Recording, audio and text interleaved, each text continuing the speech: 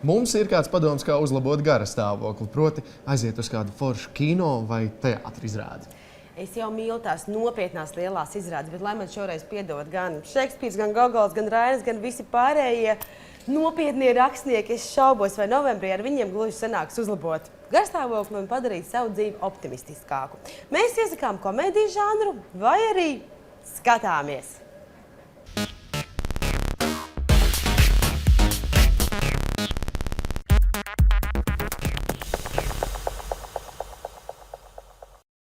Dāmas un kungi, optimistika darba izrādes Jānis Skutelējs.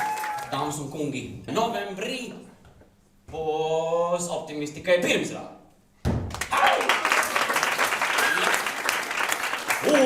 Un šī ir jau otrā darba izrāde. Iepriekšējā nedēļa bija pirmā. Ja? Kāda starpība starp karalisko improvizācijas teātri un to, ko tu dari stand-upā?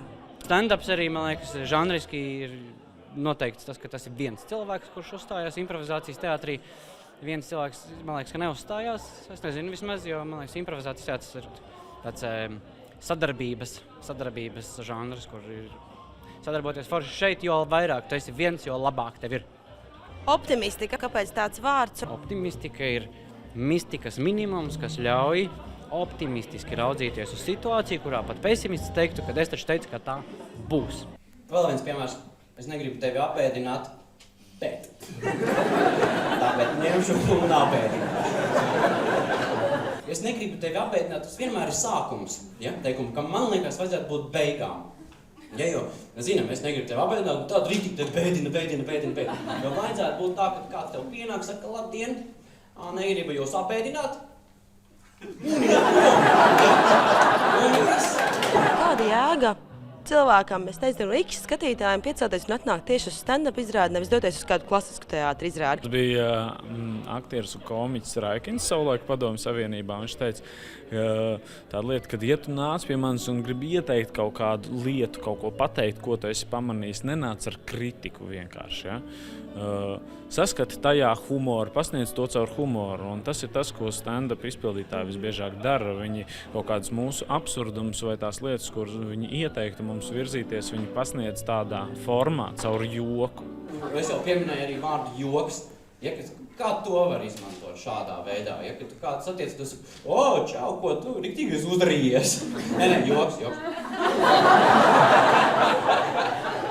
Tur nekas nav izdomāts tādā ziņā, ka es vienkārši sēdēju un izdomāju joku. Tas runāja par lietām, kas reāli notiek, ko mēs visi zinām, ka tā notiek. Vienkārši es viņam pievēršu uzmanību, nav konkrēta dīvaina kaut kāda leņķa, ja, ka tas paliek smieklīgi, ka mēs varam pasmieties par to, kas citos apstākļos liktos, ka ir reāla problēma. Krāna ūdens, ja?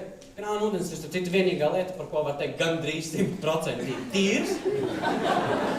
Ja, jo, kā mēs zinām, krāna ūdens tiešām ir Rīgā gandrīz 100% tīrs. Ar viņu visu ko var darīt, bet dzert nevar. Viens no nežēlīgākajiem žanriem ever, jo, ja teiksim, izrādi tu vērtē kā izrādi, piemēram, noskaties visu izrādi un tad tu kopumā novērtē, tev patīk vai nepatīk. Tad, man liekas, stand-upā cilvēku, kurš uz skatuves, viņš tiek vērtēts tik pa 2 sekundēm. Jo viņš ik brīdim saka kaut kādu joku, un šis nav smieklīgi, ir smieklīgi. Viņu nevērtē kopumā, viņi vērtē vienkārši šie 2 nesmieklīgi joki pēc kārtas, jau ir bēdīgi. Cilvēki tā, ka meklē sev otru pusīti, ja, pārošanās nolūkos, ļoti bieži notiek tā, ka mēs meklējam, teiksim, puisis, meklē meiteni, kas ir kaut kur līdzīga viņa mammai, ja, vai tā kā meiteni meklē čalu, kaut kur viņš ir līdzīgs viņas tētim, ja. Es dzirdējuši? Jā, un es arī esmu dzirdējis. Un es esmu dzirdējis, ka tas notiek neapzināti. Nu tā, kaut kur. Un es domāju, kāpēc jau mēs to zinām, kāpēc vēl joprojām tas notiek neapzināti? Kāpēc nav tā, ka mēs aizējam uz ballīti vienkārši ar mučas fočeni? Recepti kurām Latvijas iedzīvotājiem novembrī. Kā saglabāt optimistiku vai optimismu? Sauksim to, kā gribam. To optimismu vajag smelties sevī dziļāk. Ja mums virspusē ir kaut kāda pesimisma daļa, tas nogurums, vajag vienkārši rakties mazliet dziļāk, jo zem tā virslāņa tur ir tas optimisms un ir tas gaišums arī. Tā es ieteiktu. Tur es meklēju optimismu. Kas ir optimists novembrī? Jā, tas, kas aiziet uz 18. novembra salūtu un domā, ka momentāli pēc tam aizbrauks mājās mašīnu. Viņš joprojām noteikti iet ar sēņu groziņu un nazīti uz mežu. Kas ir pesimists jūlijā? Pesimists jūlijā. Tas ir tas, kurš sēž pie jūras un domā, ka labi, ka neaizgāju jūnijā uz Jāņa ballīti, tāpat būtu bijusi sūdīga. Cilvēks, kurš ir aizbraucis uz siltajām zemēm, un viņš zvana uz māju un uzzina, ka mājās ir siltāks nekā, teiksim, Spānijas dienvidos. Pozitīvs latvietis.